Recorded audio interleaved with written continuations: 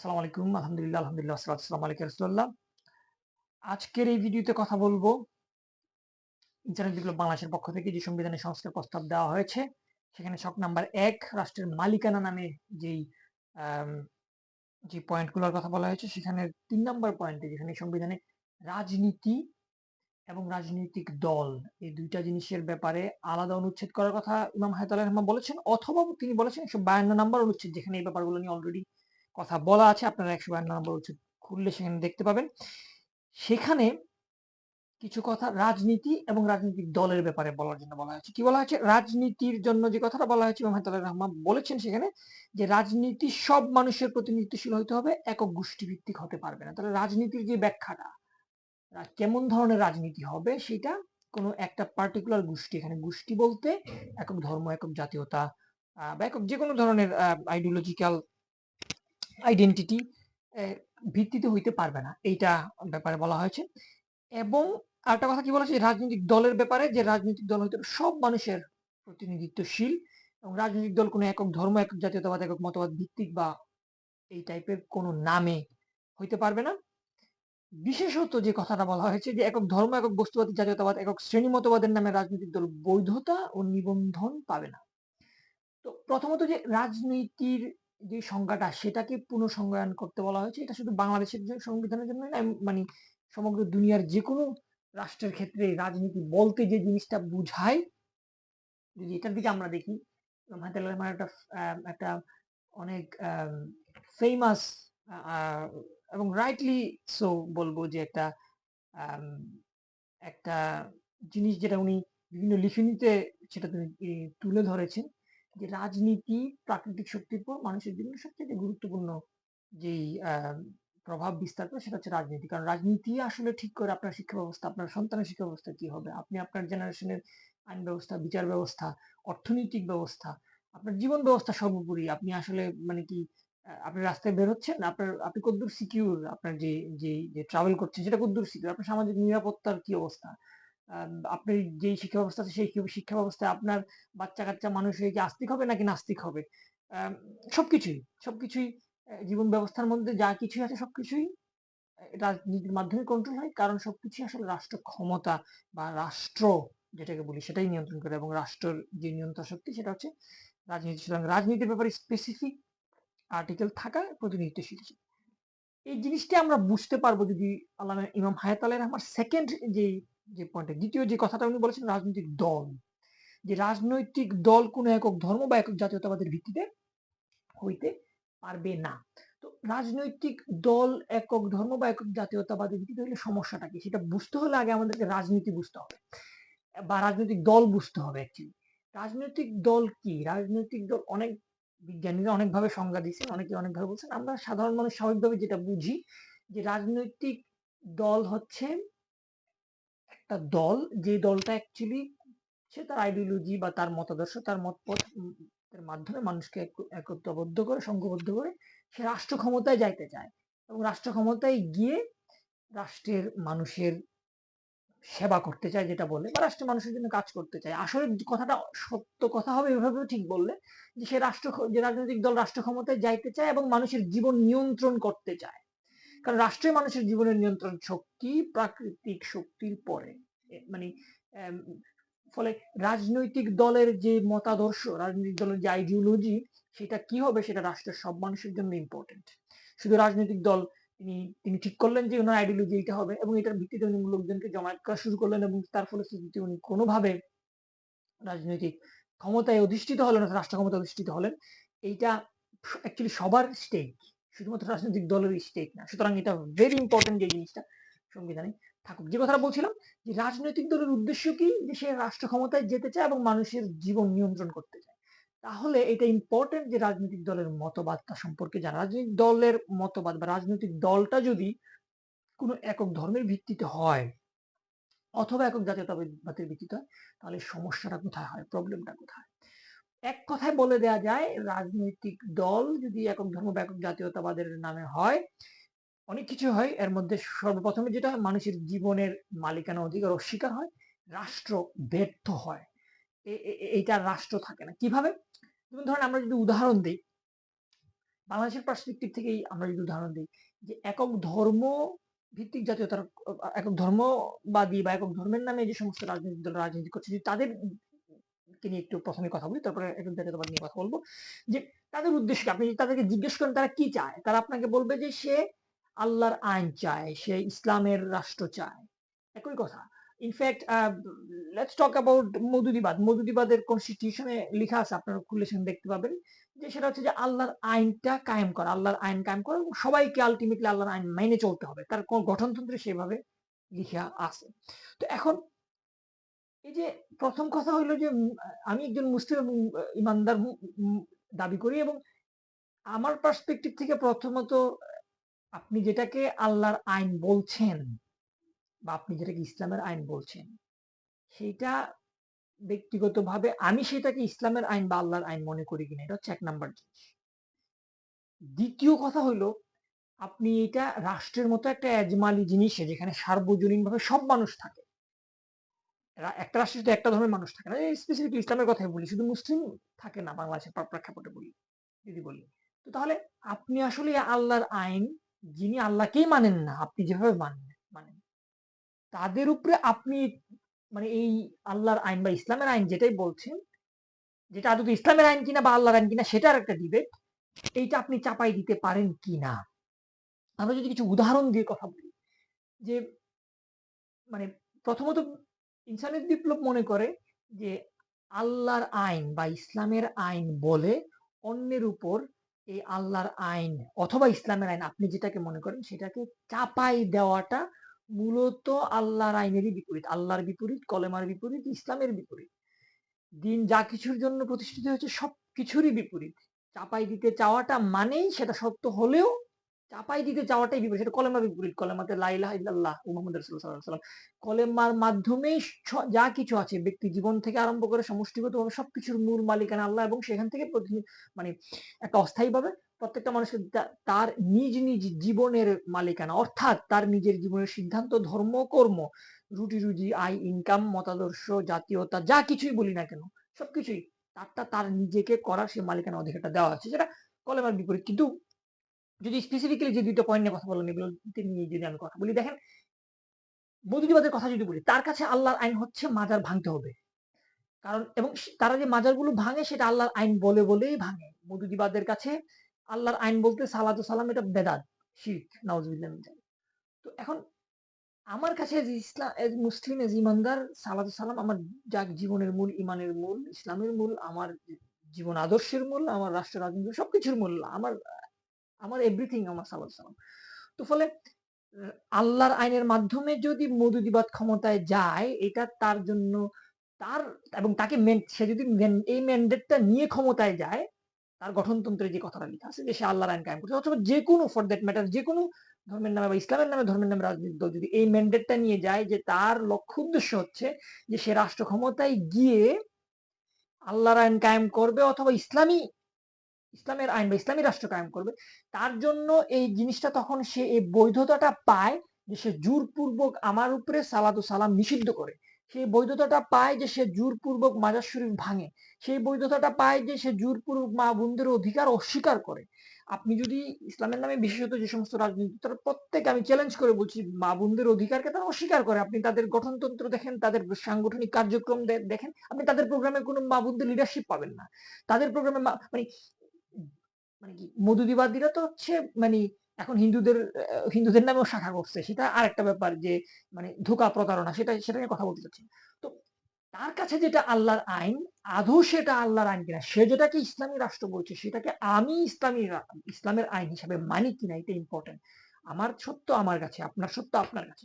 সুতরাং ধর্মের নামে যখন কোনো রাজনৈতিক দল যদি রাষ্ট্র ধর্মের নামে কোনো রাজনৈতিক দলকে রাজনীতি করতে দেয়, তার মানে হচ্ছে ওই রাষ্ট্র ওই ধর্মের নামে রাজনৈতিক দলকে ব্ল্যাঙ্ক চেক দেয় এইটা বলে যে সে তার ধর্মের আইন বলতে সে যেটাকে বুঝে সেটাকে বাকি সব মানুষের উপরে সে চাপাই দিতে পারে। যেরকম কওমি মাদ্রাসা ভিত্তিক যে সমস্ত রাজনৈতিক দল আছে, বিট, খেলাফত মজলিস বা অন্যান্য আরো অনেক রাজনৈতিক দল আছে, এই কওমি মাদ্রাসা বা হেফাজতের তালেবান যেটাই বলি, এরা মূলত রাজনৈতিক পেশার গ্রুপ, এরা মূলত রাজনৈতিক দল বলে অরাজনৈতিক। তাদের আইডিওলজিটা যদি আপনি দেখেন, তাদের আইডিওলজির সাথে না মিলে তারা মুরতাদ, কাফের ইত্যাদি বিভিন্ন কিছু বলে। বলাটা সেটা তার আকীদা বিশ্বাসের উপরে, সেটা আরেক ব্যাপার। কিন্তু জোরপূর্বক চাপাই দিতে চাওয়া, আপনি নিউজে আপনারা অবশ্যই সেটা দেখে থাকবেন যে ঈদে আজম যে জুলুস হলো 12 রবিউল আউয়াল শরীফের জুলুসে এই বছর সারা বাংলাদেশের বিভিন্ন জায়গায় এই কওমি মাদ্রাসা ভিত্তিক বিভিন্ন রাজনৈতিক দলের থেকে অ্যাটাক হয়েছে, আক্রমণ হয়েছে। এবং শুধু এইটা না, মানে বিভিন্ন ব্যাপারে যে আকীদা, মতাদর্শের ইসলামের ভিতরেও এটাই স্বাভাবিক। সব ধর্মেই মানে কি একটা ব্যাপার নিয়ে ভিন্ন ভিন্ন আকীদার সঞ্চার হয়। ভিন্ন ভিন্ন মানে কোনটা সত্য কোনটা মিথ্যা সেটা যার যারটা, যার যার সত্য মিথ্যা সেটা যার যার উপরে ডিপেন্ড করবে। কিন্তু যে জিনিসটাকে আপনি যেটাকে ধর্ম হিসাবে প্রচার করার চেষ্টা করছেন, করেন, কোনো সমস্যা নেই। কিন্তু যখন আপনি রাজনৈতিক দল হিসাবে সেটাকে নিয়ে আসতে চান, তখন স্বাভাবিকভাবে রাষ্ট্র একটা ব্ল্যাঙ্ক চেক দেয় যে না, যেহেতু তার ম্যান্ডেটে এটা, যেহেতু তার সে যে কথাটা বলে তার রাজনৈতিক দলটা বানাইতে পারছে যে আমি আল্লাহর আইন কায়েম করতে চাই, সুতরাং এই মর্মে আমাকে রাজনৈতিক দল করতে দিতে হবে। আমি ইসলামের নামে বা যে কোনো ধর্মের নামে আমি ওইটার আইনের রাষ্ট্র চাই, সে কথাটা বলে যেহেতু রাজনৈতিক দলের ম্যান্ডেট নিতে পারছে, সুতরাং সে রাজনৈতিক দল ক্ষমতায় গেলে সে যেটাকে আল্লাহর আইন হিসাবে ট্রান্সলেট করবে সেটাকে পাবলিকের উপরে চাপাই দিতে পারবে। এটা কোনো সভ্য সভ্য সমাজেও, লেট এলোন যে মানে কি ইসলামের মূল্যবোধ বা মানবিক মূল্যবোধ, সেটা তো কোনো সভ্য সমাজে সেটা এলাও করার কথা না। এখানে সংবিধানের এই, সুতরাং সংবিধানে এই জিনিসটা অ্যাড করাটা বাংলাদেশের না, শুধু সমগ্র দুনিয়ার সব সংবিধানে এই জিনিসটা অ্যাড করাটা খুবই গুরুত্বপূর্ণ সব মানুষের অধিকারের ভিত্তিতে। তো এটা যিনি একটা হচ্ছে একটা জিনিস। আরেকটা ব্যাপার যেটা হচ্ছে যে একটা রাষ্ট্র হচ্ছে এজমালি জিনিস, রাষ্ট্র এজমালি ব্যাপার, রাষ্ট্র সার্বজনীন ব্যাপার। এখানে সব বিভিন্ন ধরনের লোকজন থাকতে পারে, বিভিন্ন ধরনের মানুষ থাকতে পারে। তো এই ধরনের একটা এজমালি প্রতিষ্ঠানে, রাষ্ট্র একটা রাজনৈতিক টার্ম, কিন্তু আমরা যদি সেটাকে প্রতিষ্ঠান বলি, এগেইন রাষ্ট্র একটা রাজনৈতিক টার্ম। রাষ্ট্র একটা সেন্সে আবার সমগ্র দুনিয়ারই একটা, আমরা বলতে পারি যে একটা একটা ইনস্টিটিউশন, একটা কাঠামো। আমরা সমগ্র দুনিয়াকেও একটা রাষ্ট্র হিসেবে বলতে পারি, যদি আজকে বর্ডারের মাধ্যমে বিভিন্ন জাতীয়তাবাদী বর্ডারের মাধ্যমে আলাদা আলাদা করে ফেলা হচ্ছে, সেটা আরেকটা আলোচনা। বলতে চাচ্ছি এই ধরনের একটা এজমালি প্রতিষ্ঠানে আপনি যখন ডিক্লেয়ার করে দেন যে এই যে রাজনৈতিক দল রাজনীতি করতে পারছে এখানে, সে একটা পার্টিকুলার ধর্মের বা একটা পার্টিকুলার ধর্মের নামে রাজনীতি করতে পারবে, সুতরাং স্বভাবতই সে যখন ক্ষমতায় যাবে, বাকি যে ধর্মগুলো সেখানে রাজনীতি না, বাকি যে ধর্মের মানুষজন সেখানে থাকে তাদের উপরে একটা একটা মানে অন্যায় বা অবিচার হবেই। আমরা চ্যালেঞ্জ করছি সমগ্র দুনিয়াতে সেটা হচ্ছে, যদি নাও হয় তারপরেও এটা রং। কিন্তু আমরা চ্যালেঞ্জ করছি সমগ্র দুনিয়ায়, যেখানে যেখানে ধর্মের নামে রাজনৈতিক দল বা ধর্মের নামে রাষ্ট্র কায়েম আছে, সেখানে বাকি ধর্মের মানুষদের উপর অত্যাচার হচ্ছে।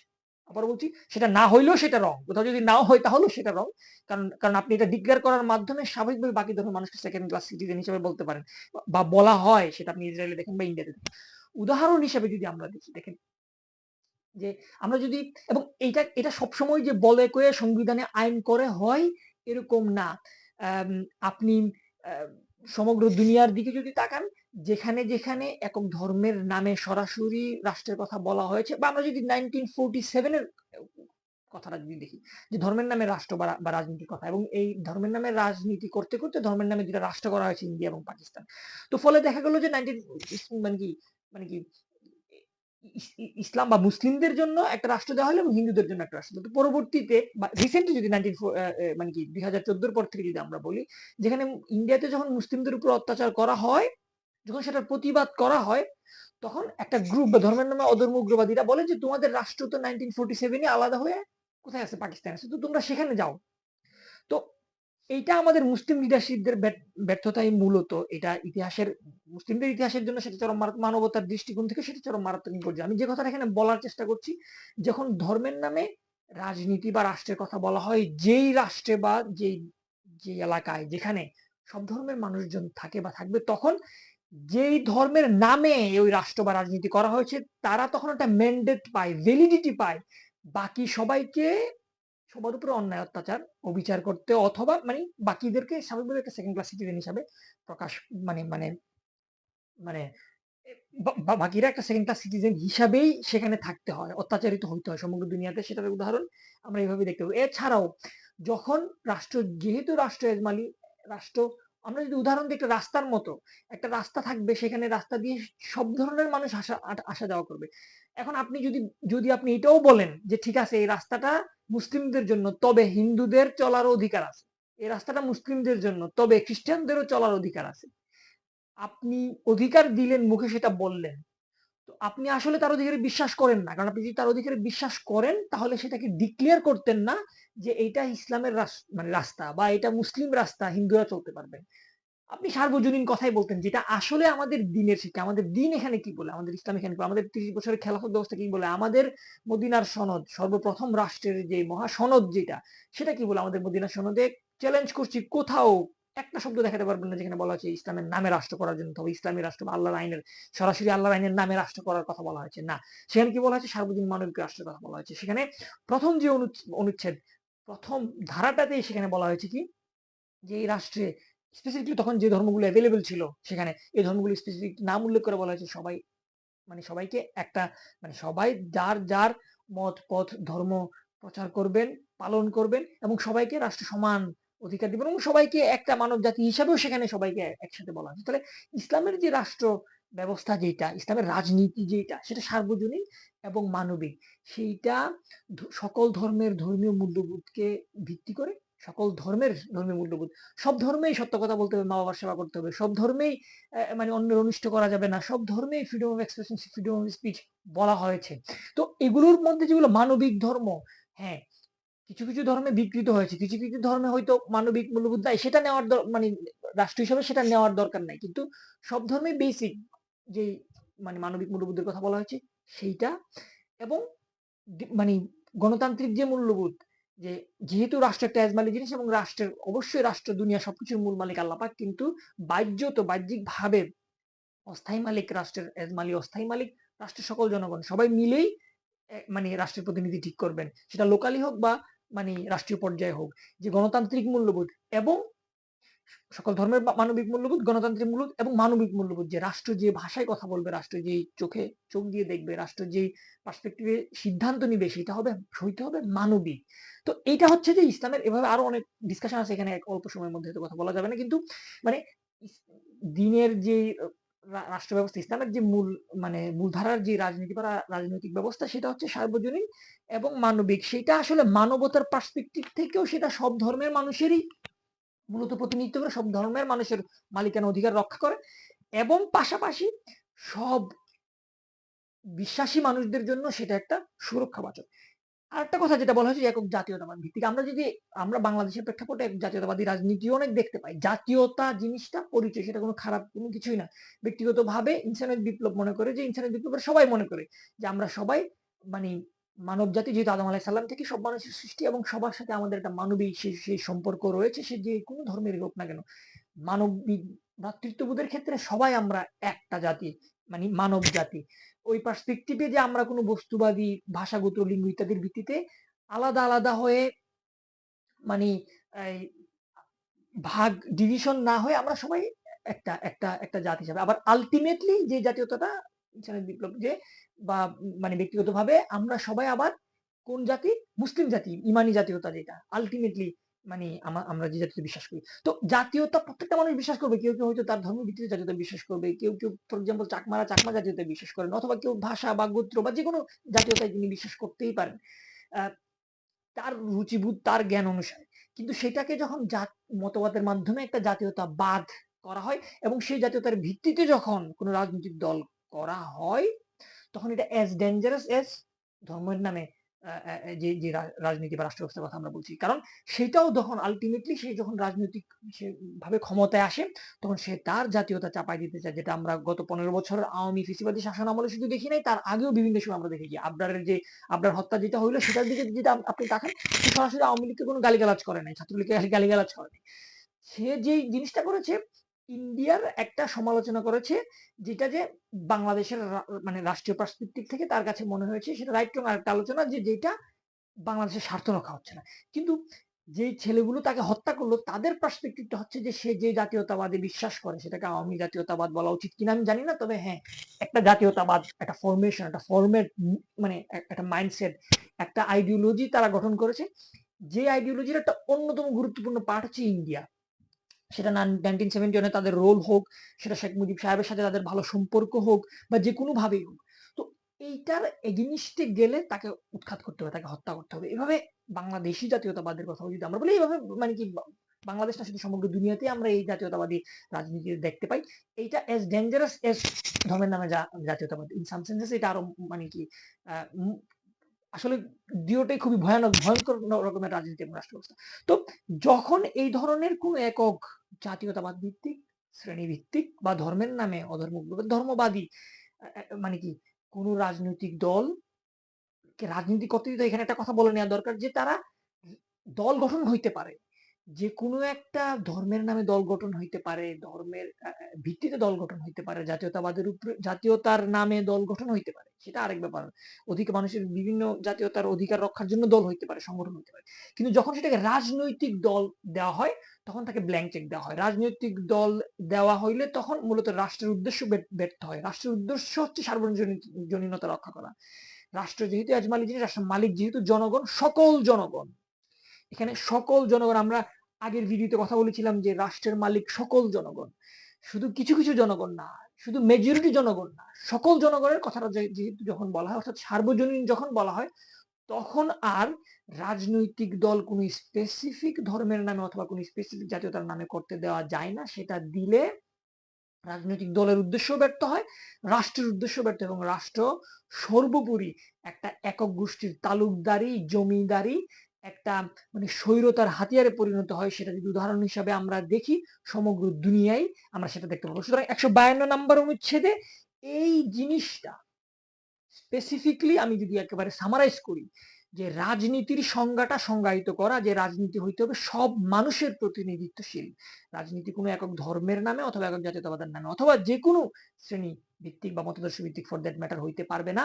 এবং রাজনৈতিক দল হইতে হলে রাজনৈতিক দলের শর্ত হিসাবে রাজনৈতিক দল এট দ্য সেম টাইম কোন একক ধর্ম, একক জাতীয়তা বা একক মতবাদের ভিত্তিতে হইতে পারবে না। রাজনৈতিক দল হইতে হবে সার্বজনীন এবং মানবিক। এবং সেটা না হওয়া পর্যন্ত যদি কোন রাজনৈতিক দলকে বৈধতা দেওয়া হয় তার মানে তার সে ক্ষমতায় যাওয়ার পর তার একক ধর্ম সেটাকে যেটাকে ধর্ম বলে মনে করে অথবা তার একক জাতীয়তাবাদী হিংস্র মতবাদ বা পাশবতা সবার উপরে চাপাই দেওয়ার ম্যান্ডেট পায়। আর যদি এই ম্যান্ডেটটা দেওয়া হয় তাহলে এসব মানে কি এই নির্বাচন বলি আমরা আর গণতন্ত্র বলি আর যেটাই বলি এগুলো সব হাস্যকর, মিনিংলেস এবং প্রহসন।